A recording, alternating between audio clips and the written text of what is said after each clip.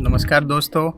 Tribal series के इस पहले एपिसोड में हम लोग आज झारखंड के एक आदिम जनजाति जिसे बिरहोर के नाम से जानते हैं, जिसका शाब्दिक अर्थ होता है बीर मतलब जंगल और होर मतलब आदमी, मतलब जंगल के आदमी।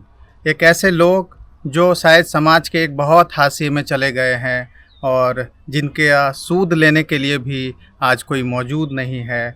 आज ये जनजाति झारखंड में बहुत कम रह गई है। संख्या में लगभग 10,000 के आसपास इनकी संख्या है और इनका सामाजिक आर्थिक विकास आज बहुत पीछे रह गया है। इनकी आजीविका के साधन, इनके रहन सहन की जो स्थिति है वो वर्तमान में देखने को नहीं मिलता है कि वो कैसे जी रहे हैं, रह रहे हैं। इनके पास जो भी कौशल था, जो इन्होंने अपने सभ्यता के आरंभिक जीवन में जो सीखा था, जो समझा था, इस पारसनाथ के तराई को आप पीछे देख सकते हैं और इस यहाँ की जो जड़ी बूटियों का जो इनके पास ज्ञान है, उनका संरक्षण का भाव हमारे पास है। इनके पास जो भी मौलिक ज्ञान है उसे जानने के लिए, समझने के लिए मैं अधिकरण शोधार्थी कोलांचल विश्वविद्यालय का हूँ और मेरा जो शोध का विषय है कि गवर्नमेंट की या सरकारी नीतियों की जो प्रभाव है इस जनजाति पर कैसा हो रहा है, ये विकास की ओर जा रहा है या नेगेटिव यानी कि नकारात्मक रास्ते की ओर जा रहा है, इसे जानने, समझने और उसे महसूस करने के लिए मैं अपने साथियों के साथ आज चलकरी गांव में आया हूं, जो पारसनाथ के तराई पर स्थित है। और आगे इसी रास्ते पर हम लोग आगे जाएंगे और इस जनजाति के बारे में जानने समझने की कोशिश करेंगे कि इनकी वर्तमान स्थिति में क्या सुधार की ज़रूरत है और क्या क्या इनके सामने चुनौतियां हैं। और मेरे साथ इस कार्य में सहयोग देने के लिए मेरे साथी अनिकेत कुमार सिंह है, पारस है, सुजीत है, मयूर है और हम लोग सब मिलकर एक अच्छी कोशिश करेंगे कि एक अच्छी प्रस्तुति आप सभी के सामने लेके आएँ, ताकि आप भी समझ सकें कि आज इस 21वीं सदी में जब समाज इतना आगे बढ़ चुका है, हम लोग मॉडर्निटी में आगे जा चुके हैं, सब कुछ कर रहे हैं, तो ये एक हमारे एक समाज का एक अभिन्न हिस्सा के रूप में ये बिरहोर जनजाति आज किस स्थिति में है, इसे जानने के लिए हम आगे की ओर बढ़ रहे हैं।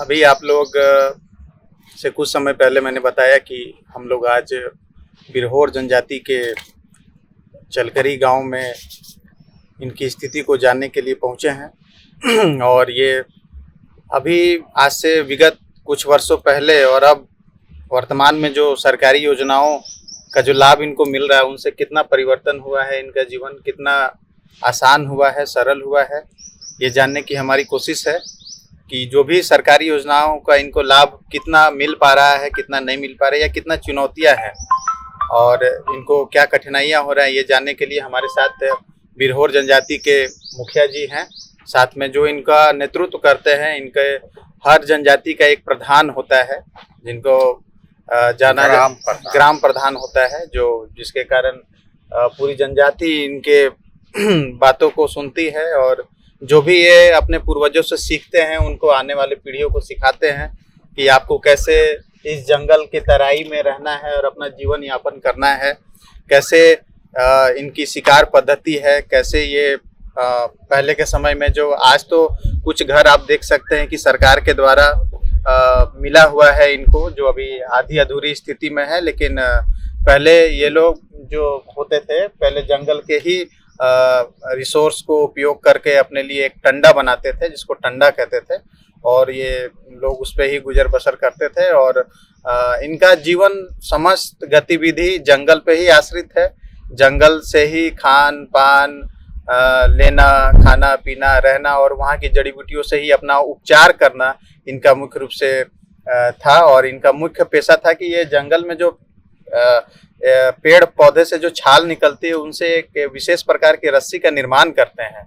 अभी हम लोग कुछ समय बाद उस रस्सी को भी दिखाएंगे, जो कि काफ़ी मजबूत होता है और बहुउपयोगी होता है। और लेकिन पहले क्या होता था कि अभी यहाँ से दूर में, इस गांव से दूर में हाट लगा करता था, वहाँ इनका रस्सी बिकता था। लेकिन अब आधुनिक युग में प्लास्टिक के रस्सी आ गए हैं, दिस दैट आ गए, जिसके कारण इनकी आजीविका में संकट उत्पन्न हो गया है और इनकी रस्सी जो बनाते हैं वो बिक नहीं पाता है और जिसके कारण इनकी आजीविका पे संकट है। और अभी हम इनसे बात करेंगे कि इनको और क्या समस्या है और कैसे जीवन यापन कर रहे हैं अपना। तो सबसे पहले बताइए दादा, क्या नाम है आपका? मेरा नाम है बड़ा सुकर बिरहोर। बड़ा सुकर बिरहोर। तो आप कितने समय से यहाँ रह रहे हैं? यहाँ बचपने से मेरा जन्म यही है। मतलब जन्म यहाँ से रह रहे हैं। और तो जंगल के करीब अभी तो बहुत कुछ सुविधा आपके पास आ गई है, मैं देख पा रहा हूँ। जैसा कितना अंतर हुआ, पहले आप लोग कैसे अपना जीवन यापन करते बहुत थे? अंतर हुआ। क्या अंतर हुआ दादा? अंतर हुआ, पहले हम लोग पत्ता का झोपड़ी बनाते थे। अच्छा। इतना कठिनाई से बनाते थे। हाँ हाँ। तो झोपड़ी को साल में हम लोग उजल के फिर दूसरा से बनाते थे। मतलब हर बार उसको बदलना पड़ता था बदलना मौसम पड़ता में। तो क्या प्लास का होता था, किस चीज का होता था? पलास पत्ता का। पलास पत्ता का बनाते थे। तो अब तो ऐसा कोई बनाने वाला जानता है कि धीरे धीरे पीढ़ी उस ज्ञान को भूलते जा रहा है जो आप लोग जानता है। तो अभी भी चाहे तो बना सकता है उस सब चीज से। और जो आप लोग उपचार अपना, जैसे कोई बीमार पड़ गया, कुछ हो गया, तो यहाँ से तो चिकित्सा जो सुविधा है बहुत दूर है। पहले चिकित्सा वाला नहीं था। तो कैसे इलाज करते थे? छोटे छोटे क्या क्या जड़ी बूटी आप लोग जिसका ज्ञान आपको है बता सकते हैं? नाम बताइए। सिमराज, कमराज, दूधराज, मरदराज, पंखराज, अच्छा, जोगजेड़ी, अच्छा, हाथा जोड़ी। और ये कौन कौन सा बीमारी को लिए ठीक कर देता है? ये सब जो जड़ी बूटी का नाम आप बता रहे हैं, ये बताते हैं। वाय विकार होता था। अच्छा, विकास, उसके लिए करता है। अच्छा। और ये धात कट्टू, अच्छा, होता था ना, उसके लिए भी। और इसमें बच्चा लोग जो यहाँ पे है, जो अभी बच्चा लोग है, वो लोग कितना पढ़ रहा है उसको, मैंने यहाँ पढ़ाई का कितना क्लास तक का सुविधा है? 8वां तक का सुविधा है। और उसके बाद आगे बच्चा लोग पढ़ने के लिए बाहर जाता है। और यहाँ पे जो महिला लोग रह रही है, उसको कभी बीमारी का कुछ ऐसा है कि महिला लोग ज्यादा बीमार रहती है, ऐसा कुछ? हाँ, तो अभी तो बीमार होता है ना, पीएमसी भेज देते हैं। पीएमसीएच भेज देते हैं। तो एम्बुलेंस ये सब आने में कोई दिक्कत तो नहीं होता है यहाँ पे? रोड लगा हुआ है। अभी दादा आप ये बताइए कि अभी जो भी सरकार आपको सुविधा उपलब्ध करा रहा है, और आपको क्या क्या उम्मीद है सरकार से? कि उम्मीद तो ज्यादा खास करते हैं कि बच्चा लोग आगे बढ़ जाए। मेन आपको ये डर लग रहा है कि मेरा जो आने वाला पीढ़ी है, उन लोगों का कैसे आजीविका पैसा कमा पाएगा, कैसे क्या करेगा? हाँ, वो वाला। और वो वाला बच्चा सब आगे बढ़ेगा तब ना पैसा कमाएगा। हाँ, तो आगे बढ़ने के लिए सरकार कुछ उन लोगों के लिए उपाय करे, सिखाए, समझाए। अभी तो क्या ज्यादा लोग मजदूरी कर रहा है यहाँ पे? नहीं, पढ़ाई भी करते हैं। बच्चा लोग पढ़ाई भी कर। कितना लोग अभी मोटा मोटी यहाँ पे हैं आप लोग? मोटा मोटी कम से कम 150 लोग अभी यहाँ पे है। तो जनसंख्या थोड़ा बढ़ा है, पहले से बढ़ा है। और अभी जो रस्सी आ जाता है, तो और बताइए कि पहले जंगल में शिकार करने जाते थे, तो क्या क्या यहाँ आप लोग शिकार करते हैं चीजों का? ये मुर्गी, खरगोश, अच्छा, तीतर। मुर्गी, खरगोश, तीतर। अच्छा, एक बार जो फॉरेस्ट राइट एक्ट जो मिला है, जंगल का जमीन वाला जो आपको पट्टा मिलना था, वो सब पट्टा मिल गया है? मिल गया। कितना पट्टा मिला है? 50 ठो। कितना डिसमिल का है? 5 डिसमिल। बस 5। क्या आपको और ज्यादा क्या रिक्वायरमेंट है? 5 डिसमिल लिख के दे रहा है वो लोग? अगर जंगल और आगे है ये नहीं, इस पर और आगे आप नहीं उसको अपना जमीन को बढ़ा सकते। पहले तो आप लोग सब जगह आप कुछ ना कुछ कर सकते थे। अब तो जमीन दे दिया, एक तो पट्टा एक निश्चित कर दिया। हम ये भी सुने हैं, पढ़े हैं हम कि आप लोगों का एक ऐसा संस्कृति, जैसे शादी विवाह हो गया बच्चा का, तो फिर अपना एक अलग घर बनाता है। सही बात है? सही बात। तो अगर आपको पट्टा मिल जाता है, तो फिर तो अगला कहीं बना नहीं पाएगा वो। तो फिर तो एगो आपका जो संस्कृति है, उसको क्या बोलते हैं जो शादी ब्याह करा लेते हैं आगे में? क्या नाम है? इसमें 5 डिसमिल दिया है ना, हाँ, तो उसी में से आपको बच्चा को देना है। देना। तो एक तरह से तो आपका जो आप लोग का जो परंपरा है वो बाधित हो रहा है कहीं ना कहीं। तो उसके लिए तो माने ऐसा होता है कि जब हो तो कहीं थोड़ा बहुत और जमीन का आप लोगों को जरूरत है। जरूरत है तो लेकिन जमीन में नहीं है। जमीन क्या बोलता है कि सरकार की जमीन नहीं है? नहीं, मतलब लेकिन जरूरत है। अब जरूरत तो है आगे के पीढ़ी के लिए। आगे के पीढ़ी के लिए उतना में तो नहीं होगा, नहीं, 20 मिनट में नहीं होगा। और खेती बाड़ी कितना लोग कर रहा है यहाँ?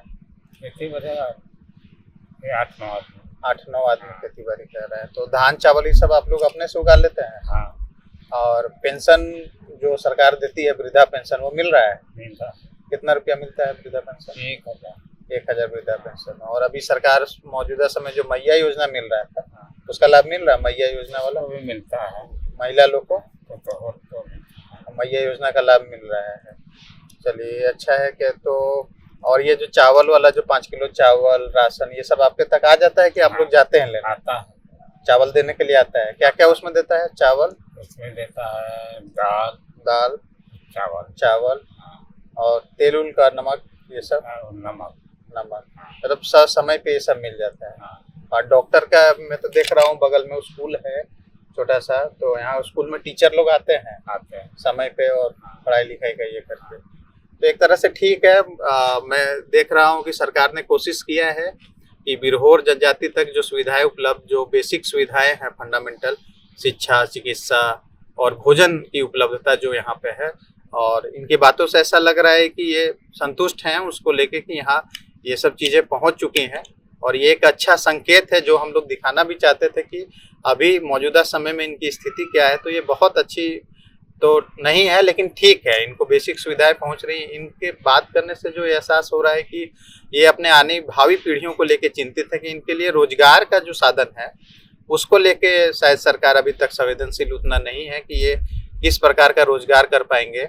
और बहुत सरकारी नौकरी तो नहीं होगा यहाँ? नहीं, सरकारी नौकरी में भी लोग नहीं है। और 8 तक जैसा बता रहे हैं बाबा जी की 8 तक यहाँ पर शिक्षा की व्यवस्था है, लेकिन उससे आगे के लिए इनको दूर जाना पड़ता है।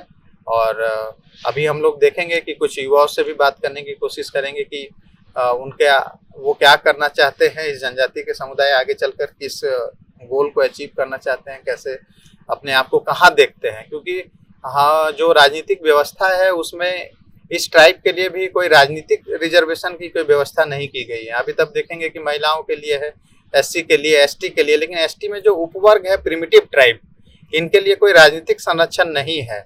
तो मैं कोशिश करूंगा कि इनका पॉलिटिकल आवाज भी उठ सके, इनका एक प्रतिनिधि हो जो सरकार के सीधे संपर्क में हो और इनकी जो मूलभूत समस्याएं हैं उसको सीधे सीधे तौर पर जो है इसको उठाया जा सके। और जो अंतिम पायदान पे जो जनजाति जा रही थी, अब मुझे उम्मीद जग रहा है कि धीरे धीरे इस ट्राइब को आगे बढ़ाने में हम लोग और सरकार से सबके सहयोग से इसको हम लोग इन लोगों को आगे बढ़ा सकते हैं, इसका प्रयास कर रहे हैं। वन अधिकार अधिनियम 2006 पास किया था, जिसके तहत वैसे लोग जो जंगल में निवास कर रहे हैं उनको एक अपना स्थायी पट्टा देना था।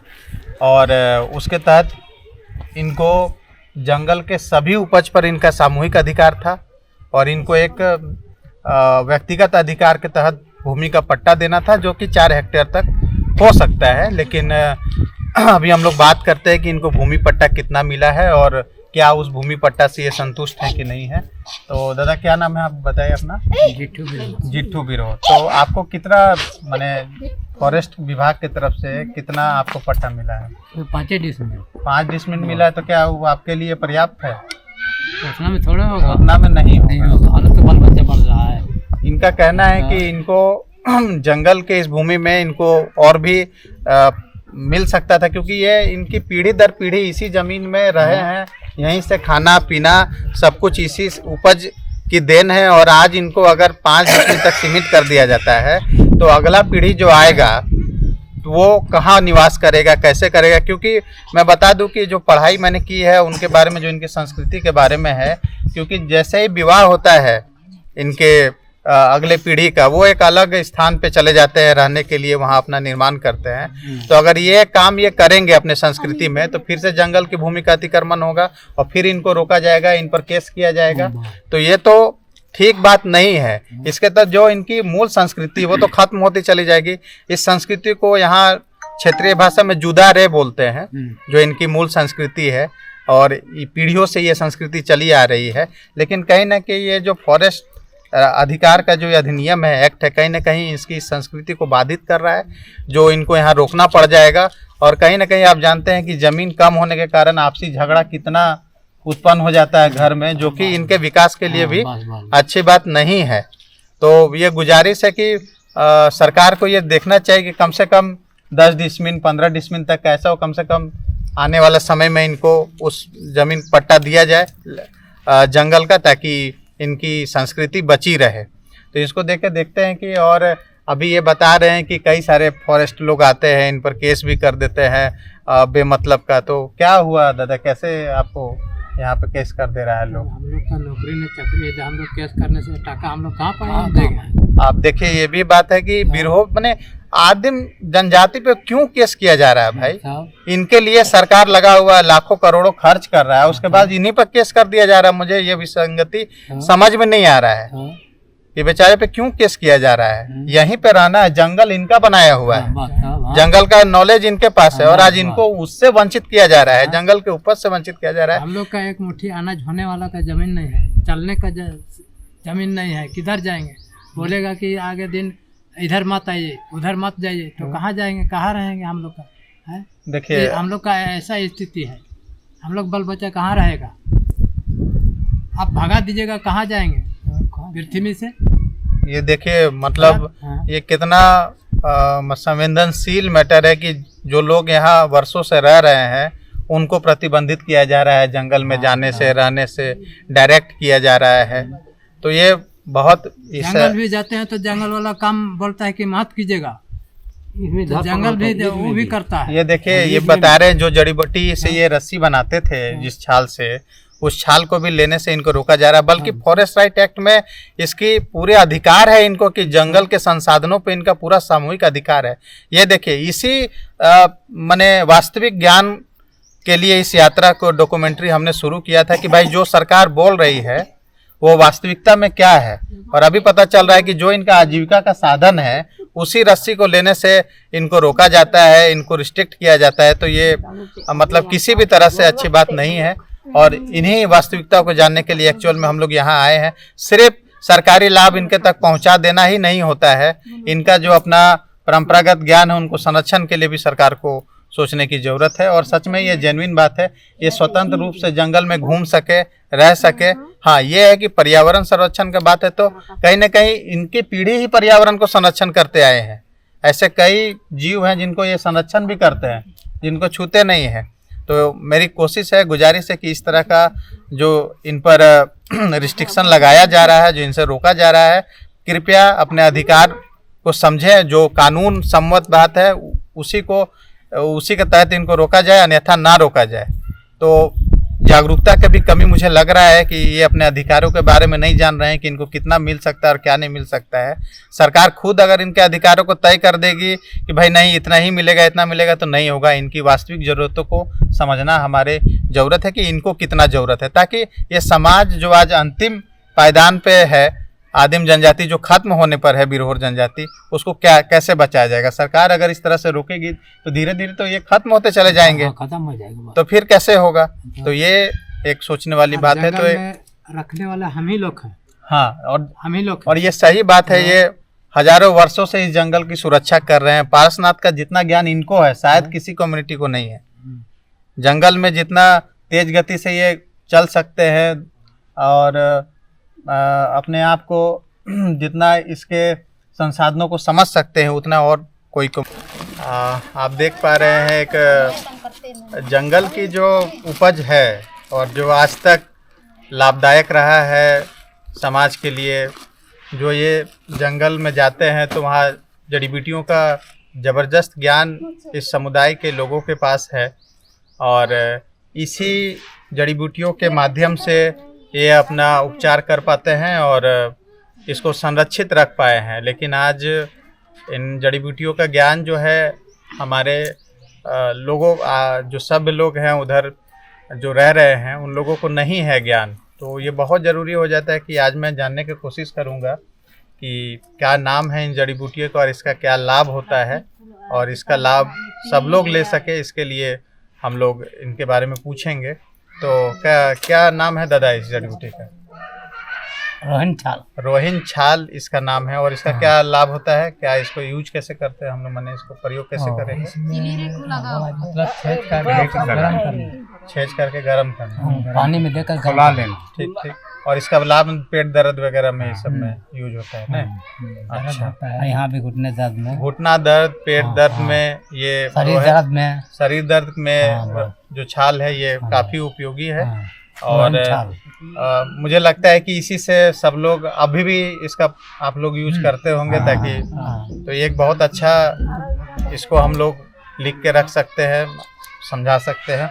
ये एक छाल देख रहे हैं जिसे चिहर लता कहते हैं। ये एक पेड़ का छाल है और इस छाल के माध्यम से ही ये जो सामने आप रस्सी देखते हैं, जो इनका मुख्य पेशा कभी रहा करता था रस्सी बनाने का, ये बहुत मजबूत रस्सी है। इसमें लगभग 100 टन तक की भार वहन करने की क्षमता है इस रस्सी में, जिसका निर्माण दादा लोग में श्रवण कुमार अपना, और इनका कहना है, मान्यता है कि सतयुग में जो श्रवण कुमार अपने माँ बाप को लेके 4 धाम के दर्शन की यात्रा में निकले थे, वो इसी रस्सी के माध्यम से जो उन्होंने बनाया था और यात्रा करने के लिए इस रस्सी का इसमें उपयोग किया गया था, जिसे चिरहोड़ रस्सी भी कहा जाता है, चिरहोड़ लता का रस्सी कहा जाता है, जो काफ़ी है। मेन देखिए, जो आजीविका का साधन इनका जो पहले ये रस्सी बनाना था, और आज ये रस्सी कहीं ना कहीं संकट में है और इसका एक अच्छा मार्केट नहीं मिल पा रहा है इस रस्सी का, जो लोग खरीद पाए, परचेज पाए। तो जो भी लोग इसको देखेंगे आगे चल कर, मैं कोशिश करूंगा कि भाई स्वदेशी चीज़ों को अपनाएं। एक हमें ग्रामीण अर्थव्यवस्था को अगर बिल्डअप करना है, रोजगार उपलब्ध कराना है, तो हमें ग्रामीण स्तर पे जो बने प्रोडक्ट हैं, जो जंगल से मिल रहा है हमें, जिसका लाभ मिल रहा है, उसे हमें प्रमोट करने की ज़रूरत है। तो उसमें से ये एक रस्सी काम की चीज़ है। मैं कोशिश करूँगा कि इसको एक अच्छा मार्केट मिल पाए और इसका बहु उपयोग हो पाए। तो ये एक बहुत रस्सी को आप लोग देख पा रहे हैं, और ये छाल और क्या दिखा रहे थे आपके पास? मक्तन फूल। एक और जड़ी बूटी है जिसे मैं आपसे परिचित कराना चाहूँगा। ये क्या है? मक्तन फूल। मक्तन फूल है। इसका क्या माने? मक्खन। मक्खन। अच्छा। और क्या इसका माने करते हैं, इसको कैसे उपयोग करते हैं? इसका क्या उपयोग है दादा? का उपयोग है परधल बीमारी में महिला लोग जो होता है ना। अच्छा, महिलाओं को जो बीमारी होती है, जो स्पेसिफिक बीमारी है, उस पे इसको कैसे उपयोग करते हैं? अच्छा, मैंने खाना कैसे इसको पीस के खाना है इसको। इसको पानी में घोला के उबाल के पीना। देखिए ये कितना कारगर चीज़ है आजकल महिलाओं के लिए। तो कितना मतलब अंग्रेजी दवाई का इतना उपयोग लोग करता है, बहुत हज़ारों रुपया खर्च करता है, बाहर जाते हैं और फिर भी बीमारी ठीक नहीं हो पाता है। इनका देखिए पुरातन ज्ञान, ट्रेडिशनल नॉलेज जो इनके पास है कि इससे महिलाओं की जो बीमारी होती है ये दूर हो सकता है। तो ये भी एक बहुत इम्पोर्टेंट है हम कि इसको सहेज कर रखा जाए। तो ये भी एक मक्तन फूल की जो जानकारी है, मक्तन फूल, इसको हम लोग लिख लेंगे, शायद उच्चारण में हो सकता है कि हम लोग नहीं बोल पा रहे हैं, लेकिन इसको डॉक्यूमेंट करने की हमारी कोशिश रहेगी। और दूसरी इनकी जो भाषा और जो संस्कृति है, इसको लेकर भी अगर हम बात करें तो बिरहोर बोलने वाले लोग बहुत कम हैं। और आप इनकी भाषा अगर आप सुनना चाहेंगे तो कुछ बात करिए भाषा में, जैसे क्या नाम है आपका, तो क्या इसको कैसे बोलेंगे बिरहोर में, बिरहोरी में जैसे बुलाते हैं किसी को तो क्या बोलते हैं? हिजुमी। और हिजुमी। तो अभी आप लोग अपने भाषा में ही आपस में बात करते हैं? हाँ, तो हम लोग बुलाए तो हम लोग हिजुमी नड़ा और है ठिकाना है। अच्छा, इसका मतलब आदमी आया है हिजुमी। अच्छा, बहुत बढ़िया। हिजुमी मतलब आदमी आया है। अब बच्चा लोग तुम लोग हिंदी पढ़ लेता है? हिंदी नहीं पढ़ता। हिंदी जो किताब उताब जो सरकारी जो पढ़ाई किताब उताब मिलता होगा हिंदी में होता होगा? हाँ, पढ़ता है। तो पढ़ने में दिक्कत होता है कि अपना भाषा में एक किताब होना चाहिए। मुझे लगता है कि अपना भाषा में, अगर बिरहोर के भाषा में ही किताब का रचना किया जाए तो ज़्यादा अच्छा है, समझ पाएगा लोग। कि ये एक बहुत मैंने कम्युनिकेशन गैप मुझे भी लगता है कि जो प्राथमिक शिक्षा है उसे अपने भाषा में ही होना चाहिए, लेकिन दुर्भाग्यवश भारत में ना बिरहोर, झारखंड में बिरहोर की भाषा को लेकर आज तक बहुत संवेदनशील सरकार में नहीं देखा गया है, ना इनके हिसाब से पाठ्यक्रम है और ना ही इनकी भाषा में कोई किताब उपलब्ध है। तो कम से कम ये होना चाहिए कि प्राथमिक शिक्षा जो है 1 to 5 कम से कम इनके भाषा में हो, ये समझे क्या है साइंस क्या है और मैथ्स क्या है, गणित क्या है, क्योंकि भाषा एक बहुत बड़ा कम्युनिकेशन गैप को मतलब गैप करता है, जिसके कारण इनकी जो बौद्धिक क्षमता है उनके विकास में इनको प्रॉब्लम होगा ही होगा। तो सिर्फ स्कूल बना देने से नहीं होगा, कोशिश ये होनी चाहिए कि इनकी भाषा में, इनकी संस्कृति में पढ़ाई लिखाई हो, ये अपने संस्कृति को बचाए समझे।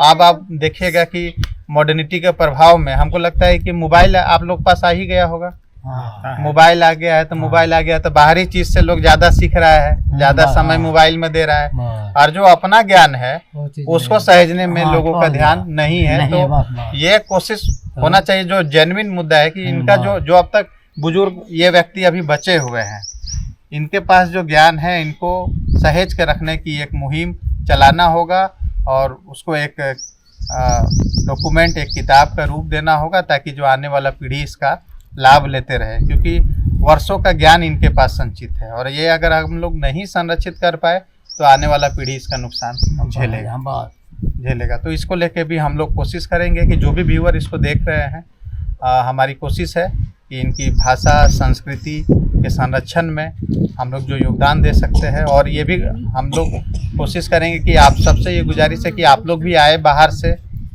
इनकी स्थिति को देखें, इनकी भाषा को संरक्षण के लिए जो प्रयास कर सकते हैं वो करिए। और हम लोग और भी जानेंगे कि महिलाओं की क्या स्थिति है। क्या दीदी मैया योजना मिल रहा है? अभी मैया योजना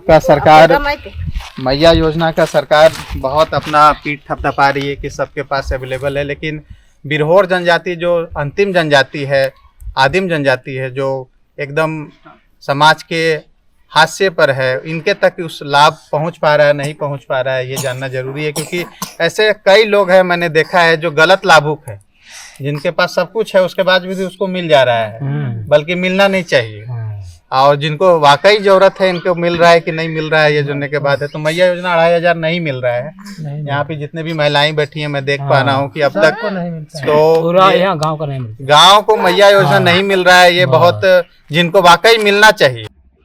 आप देख सकते हैं कि सरकारी योजना के तहत जो पीएम आवास मिलना था और जो अगवा आवास जो झारखंड सरकार की तरफ से मिलना था, तो हम देख पा रहे हैं कि इस आवास का जो धरातल पे उतारने की बात है, तो यहाँ पे आप देख सकते हैं कि एक बिरहोर जनजाति के लोग के लिए ये बना हुआ आवास है, और इस पे आप देख सकते हैं कि सरकार ने जो काम किया है, जैसे पीएम जनमन आवास योजना ग्रामीण, लाभुक का नाम छोटी पनवा बिरहोरनी है, पति स्वर्गीय अर्जुन बिरहोर, और ये इनका रजिस्ट्रेशन नंबर है घर का, और स्वीकृत राशि 2 लाख है। मनरेगा के तहत जो कार्य हुआ 90 मानव दिवस है, और ग्राम चलकरी पंचायत दुमदुमी तोपचाची वित्तीय वर्ष 2023-24 के अंतराल में ये घर बना है। तो एक अच्छा इनिशिएटिव है कि पक्का मकान तो इनको मिल गया है, और इसको लेके सरकार धन्यवाद की पात्र है कि इनको ये आवास उपलब्ध कराए। बगल में आप देख सकते हैं ये स्कूल की बिल्डिंग है जहाँ 8वीं तक की पढ़ाई होती है।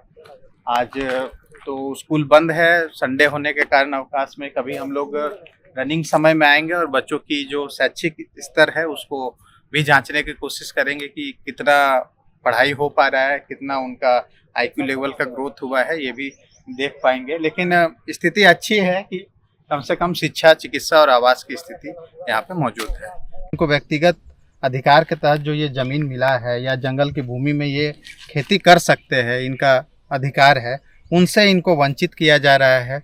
अभी बातचीत के दरमियान इनसे ये पता लग रहा है कि इनसे फॉरेस्ट वालों ने ज़मीन को ले लिया है, उल्टा इन्हीं पे केस कर दिया है। वर्षों से इस आप देख सकते हैं इस ज़मीन पर यहाँ से वहाँ तक इन लोग खेती करते थे, अपने गुजर बसर के लिए उपज करते थे। यहाँ मड़ुआ या मकई ये सब लगाते थे, और उनसे फॉरेस्ट वालों ने इनको वंचित कर दिया है और कह रहे हैं कि आप यहाँ नहीं कर सकते। अरे भाई, जब इनको ये अधिकार है, वर्षों से यहाँ खेती कर रहे हैं, परंपरागत अधिकार इनको इस राइट के तहत मिला है, तो इनको क्यों इनसे वंचित किया जा रहा है और क्यों इन पर केस किया जा रहा है? हमको ये बात कुछ समझ में नहीं आ रहा है। ये दादी हैं, इनके अभी इनके छोटी भाई का मृत्यु भी इसी चिंता में हो गया कि इनसे जमीन छीन लिया गया है। सरकार क्या कर रही है? आखिर एक तरफ आप जब बात करते हैं कि नहीं, इन जनजाति के लिए सब अधिकार दिया जाएगा, पैसा दिया जाएगा, इनके विकास के लिए सब कुछ किया जाएगा, तो फिर ये दोहरा रवैया सरकार का जो सामने आ रहा है कि इनको रोका भी जा रहा है, तो सिर्फ जो बातें कागज़ में लिखी हैं सिर्फ कागज़ के लिए है या इन वास्तविकता में भी इनको मिलेगा? तो ये एक महत्वपूर्ण केस कहिए कि हमको सुनने को मिला जब हम यहाँ आए हैं कि भाई इनको अपने ही ज़मीन पर खेती करने से रोका जा रहा है, जो कि मुझे लगता है कि बहुत उचित नहीं है। तो कब से आपको यहाँ काम करने से रोका जा रहा है दादी? कितना दिन हुआ? 6 साल हो गया है। और 6 साल से इनको फॉरेस्ट वाला यहाँ खेती करने नहीं देता है, बल्कि ये वर्षों से खेती यहाँ करते आए हैं। पहले से तो कर रहे हैं, पहले से करते आए हैं और अब इनको यहाँ से इनको खेती करनी, क्योंकि ये आर्थिक रूप से इतने सक्षम नहीं है कि रोज डीसी ऑफिस सरकार तक अपनी बात को पहुँचा पाए। तो जो भी अगर देख पाएंगे, इनके दर्द को समझ पाएंगे, तो मैं गुजारिश करूँगा कि इस तरह की कार्रवाई जो है फॉरेस्ट विभाग ना करे, और करे भी तो विधि सम्मत काम करे। जब ये ट्रेडिशनली यहाँ पे खेती कर रहे हैं तो पता नहीं इनको यहाँ से क्यों हटाया गया। और इसमें मैं पूर्ण रूप से तो नहीं कह सकता कि क्या प्रोविजंस के तहत इनको हटाया गया है, लेकिन बात करेंगे। ये कह रहे हैं कि यहाँ पहले इनका कुंभा भी था, जो रहने के लिए यहाँ शेल्टर होता था, वो यहाँ था, और किस प्रोविजन के तहत इनको यहाँ वंचित किया गया है। तो जगह भी है वहाँ पर, देखिए ये स्थान भी दिखा रहे हैं कि यहाँ पे हम लोगों का कुंभा हुआ करता था, और वहाँ से इनको हटाया गया है।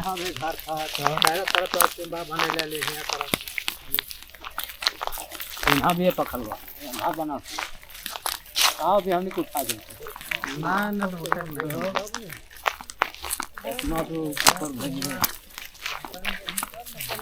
ऊपर नहीं, ये आधे गुड़ी ज्यादा बहुत है। अच्छा, ये वाला गुड़ी है, देखिए ये वाला गुड़ी देखिए, ये स्थान देखिए जहाँ पे ये आधार था, जहाँ पे इनका एक कुंभा होता था, जो ट्रेडिशनली ये घर बनाते हैं।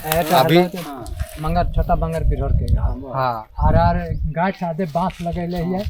ये आप देख पा रही है, बांस इनके द्वारा लगाया गया है, और अब ये फॉरेस्ट के लोगों को चला गया। इनके अपने ही बात से इनको काटने नहीं दिया जाएगा। ये एक बहुत विपरीत स्थिति वाली बात है।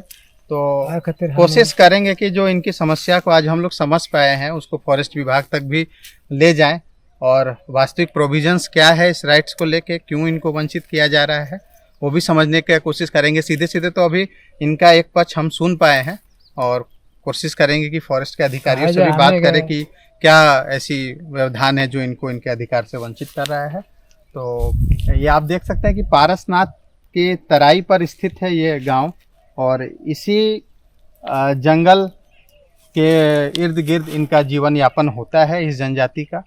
और ये लोग इस पहाड़ के दम पर ही अब तक अपना जीवन जीते आए हैं, जो कि एक पर्यावरण संरक्षण के रूप में भी इनका पूर्वज शुरू से पर्यावरण संरक्षण के रूप में, जब फॉरेस्ट विभाग भी नहीं होगा, जब ये वन पर्यावरण अधिनियम के तहत जब ये संरक्षित सुरक्षित क्षेत्र के रूप में बटा भी नहीं होगा, तब से इनके समुदाय के लोग जंगल को संरक्षित करते आ रहे हैं। और तब जितना वन्य जीव की संख्या यहाँ थी, वन्य उपज जितना था, आज वो भी जलवायु परिवर्तन के कारण कम होता चला जा रहा है। तो बताइए कि सरकार कितना भूमिका अपना निभा पा रही है, या इनके पूर्वज कितना निभा के गए। मुझे लगता है कि अच्छा तो यही रहेगा कि सरकार और इस समुदाय का कोऑर्डिनेशन से पर्यावरण संरक्षण का अगर काम किया जाए, तो एक बेहतर और स्वच्छ पर्यावरण का निर्माण किया जा सकता है, और जलवायु परिवर्तन के जो चुनौतियां आज पूरे विश्व के सामने है, उससे निपटा जा सकता है। और ये सीखने की भी बात है, क्योंकि जो तरीके ये जानते हैं देखिए आप यहाँ पानी का अभाव आपको दिखता होगा। पहले के लोग कैसे पानी संरक्षण करते थे, अपने भोजन को संरक्षण करते थे, उनका ज़बरदस्त ज्ञान इनके पास है। तो इसको ये सहेजे हुए हैं, इसको हम लोगों को भी सीखने की इसकी ज़रूरत है। तो ये जो आज डॉक्यूमेंट्री के तहत आज हम लोग यहाँ आए, इनके जीवन की समस्याओं को सुना, इनके जीवन को देखा, महसूस किया, उससे यही समझ में आता है कि अभी काफ़ी कुछ करने की ज़रूरत है। सिर्फ इनको म्यूजियम बना के आप सरकारी पॉलिसी को पहुंचा के अपने काम से जिम्मेवारी से मुक्त नहीं हो सकते हैं, बल्कि उन सुविधाओं का जो इनके तक पहुंच रहा है उनसे इनका कितना लाभ हो पा रहा है, कितना ये अपने आप को डेवलप कर पा रहे हैं, आगे कितने अपने आप को बढ़ा पाएंगे और समाज में एक समता स्थापित कर पाएंगे, इसको देखना भी सरकार की जिम्मेवारी है समय समय पर। तो हम इसी के साथ आज इस डॉक्यूमेंट्री का अंत करते हैं। और ये सिर्फ अंत नहीं है, आगे भी, अभी तो इनकी समस्या सुन के हम लोग जा रहे हैं, आगे भी जब हम लोग इस समस्या को पहुंचा पाएंगे अधिकारियों तक,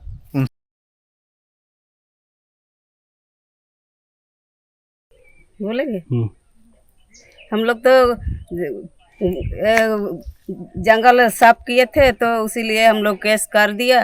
और आने जाने से मेरा हस्बैंड बीमार हो गया, तो ये बोल रहा था कि कहाँ पाएंगे पैसा, तो कैश चुकाएंगे, तो इसीलिए बीमार हो गया चिंता से, तो मेरा हस्बैंड डेथ हो गया।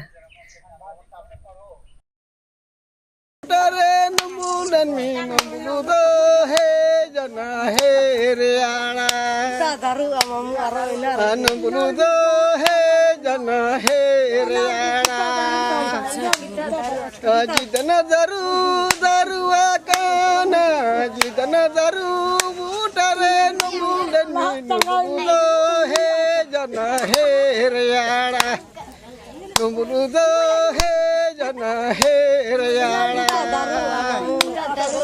दरुआ काना जितना दरू बूटरे नुमुंडन पे नुमुलो हे जना हे रियाड़ा अनु बुलुदो है जना है रियाड़ा जिदन दरू दरुआ काना जिदन दरू बूटरे नुमुलन पे नुमुलुदो है जना है रियाड़ा नुमुलुदो है जना है रियाड़ा जिदन दरू दरुआ काना जिदन दरू बूटरे नुमुलन में नुमुलुदो है जना है रियाड़ा नुमुलुदो है जना है रियाड़ा जिदन दरू दरुआ काना जिदन दरू बूटरे